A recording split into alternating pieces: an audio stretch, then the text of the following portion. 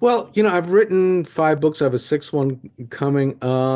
This was the first one where I had the title before I had the content. I always used to struggle about it, but I knew that, the what was happening in the Middle East was really affecting some discourse here, particularly on the campus. So I did see it as a conflict that was happening on campus. It was about this other conflict that was over there.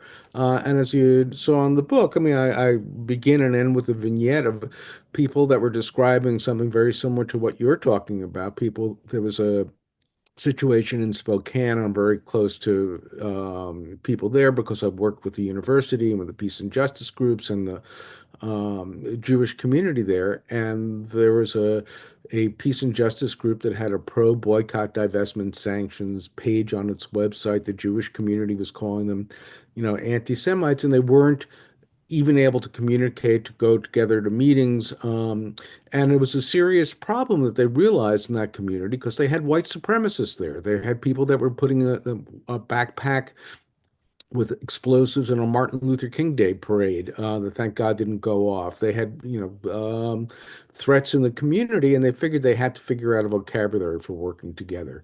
And so, that's part of what the book was, trying to do is to give a way for people to see the different narratives, to understand why people have a different point of view, and drawing from hate studies why in cases like this, and it's not just this issue, it could be about abortion, it could be about immigration and so forth.